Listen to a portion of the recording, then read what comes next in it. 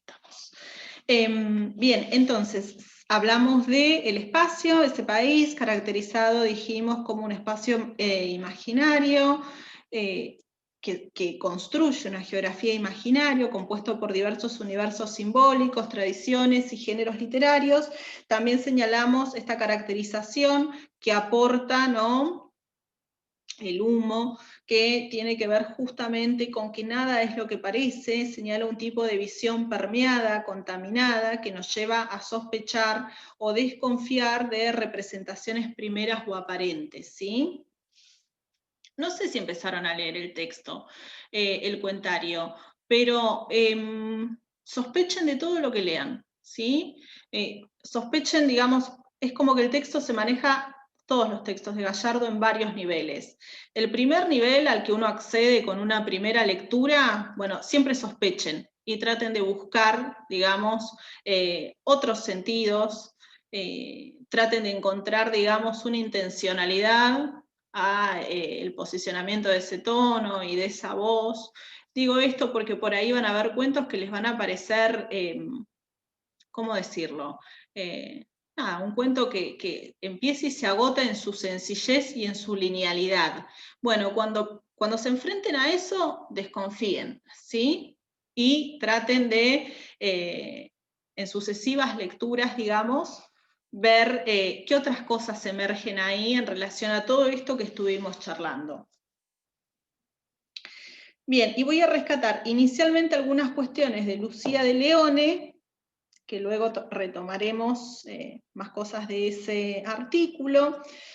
Bueno, ella plantea, ¿no?, algo que, bueno, ya lo hemos dicho acá, pensar la obra de Gallardo como una obra diversificada, que al decir de la propia Gallardo, ella utiliza esa metáfora para describir su obra, persigue o genera el efecto de un vidrio roto, ¿sí? ¿Qué significa esto? Que de alguna manera, ¿no?, hay que pensar esa obra como en un estado de recomposición constante, ¿sí? Y en esa recomposición constante, justamente, dejar de lado toda previsibilidad y toda posibilidad, ¿no?, de organización preestablecida. Es como que de alguna manera, en esa recomposición constante, la obra de Gallardo postula un orden propio, dice De Leone, ¿no?, y rearticula constantemente, digamos, sus propias condiciones de coherencia. Nosotros podríamos decir a partir de esto, entonces, que justamente la obra de Gallardo, tomando esta metáfora del vidrio roto que emplea la autora, postula una organicidad en conflicto, ¿sí?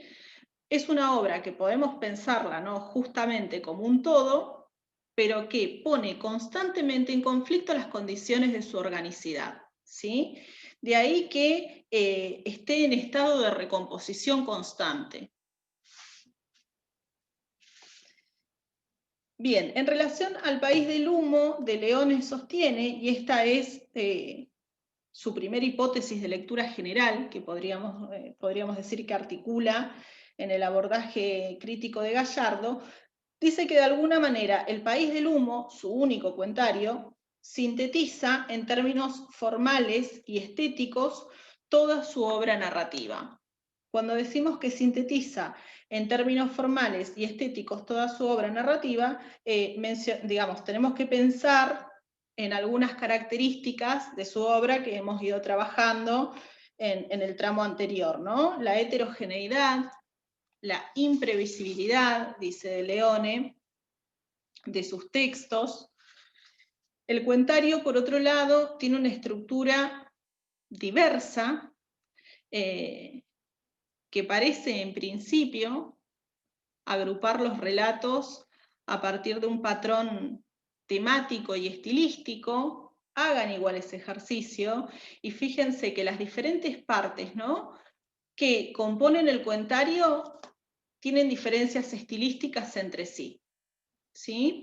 De hecho, cuando uno piensa en las voces narrativas, fíjense que cada una de esas partes establece grandes diferencias en cuanto a las características de las voces narrativas una con otra.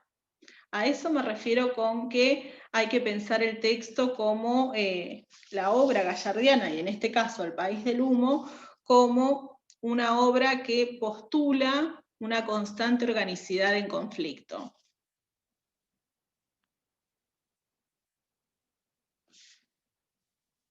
Verán en relación a esto, ¿no? Que por ejemplo hay cuentos muy breves, otros muy extensos, como les decía, las voces narrativas parecen ser de lo más diversas, no hay ahí, digamos, un patrón unívoco estilísticamente en relación a las voces narrativas. Hay voces que están, digamos, cargadas de emotividad y otras, ¿no?, que pretenden un tono objetivo, aséptico, limpio, podríamos decir, casi sin ornamento alguno. Por otro lado, en relación, ¿no?, a los espacios, el cuentario postula, a su vez, una cartografía diversa y otra. Los espacios en el País del Humo son muchos: América, Buenos Aires, la Patagonia, zonas de frontera indeterminadas, espacios urbanos indeterminados, el desierto, islas, montañas. Es una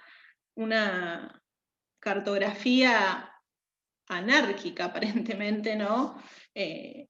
Si uno tratara de encauzarla en una organicidad.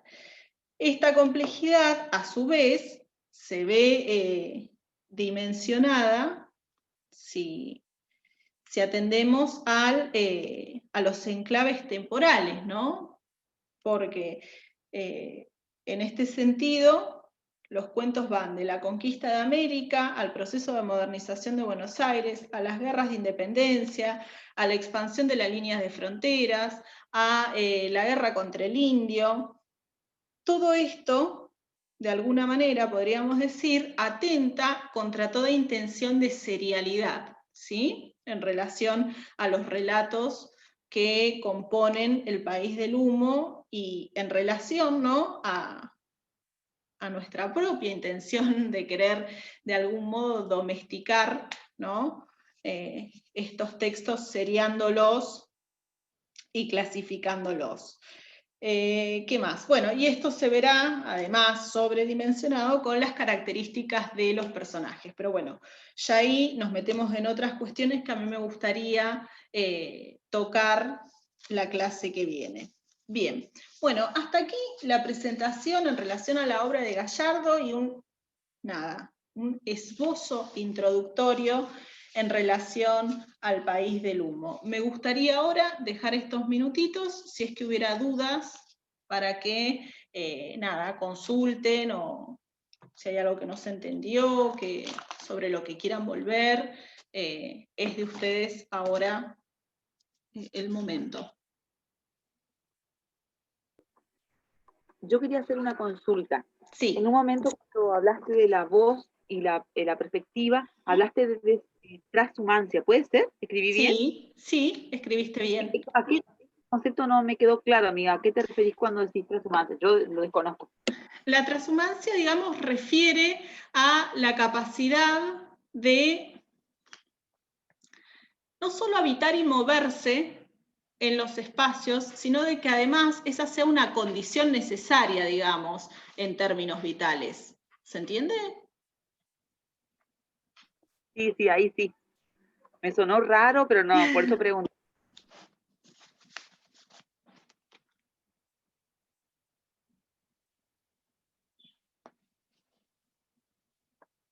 ¿Algo más que quieran consultar, preguntar, que no se haya entendido? A mí a veces me da la sensación que voy muy rápido, otras veces me da la sensación que repito mucho, digamos, y que quizás eso confunde.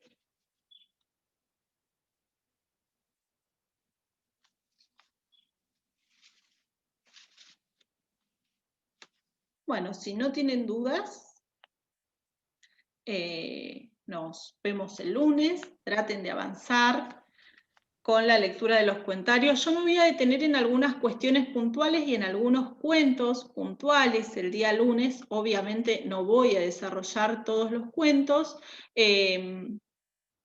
pero bueno, algunos que resultan, digamos, modélicos, algunos son trabajados por Lucía de Leone en su artículo, así que está bueno ese artículo porque a ustedes les va a servir también para ver, nada, qué cuentos puede llegar a captar particularmente su atención. Yo sé que el texto es extenso, ¿sí? Por si no llegan, y es complejo además, más allá de que aparentemente es simple.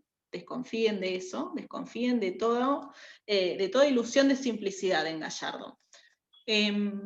Así que bueno, ese texto también de Lucía de Leone me gustó porque sirve de orientación, ¿no?, frente a esta diversidad del cuentario, como para que ustedes puedan ir realizando su propio recorte y su propio itinerario en este cuentario en particular. Y había algo más que les iba a decir en relación a la clase del lunes. Y que quizás generalmente hacemos la clase de 17 a 18:30, el lunes vamos a terminar con Gallardo, así que por ahí, no lo sé, nos extendemos un poquito más del horario de las 18:30. De todos modos, la clase queda grabada, ¿sí? Si no se pueden conectar. Bueno, perfecto. ¿Sí? Bueno, nos vemos entonces el lunes, ¿sí? Que tengan buen fin de semana. Igualmente, nos vemos. Nos vemos. Buen fin de.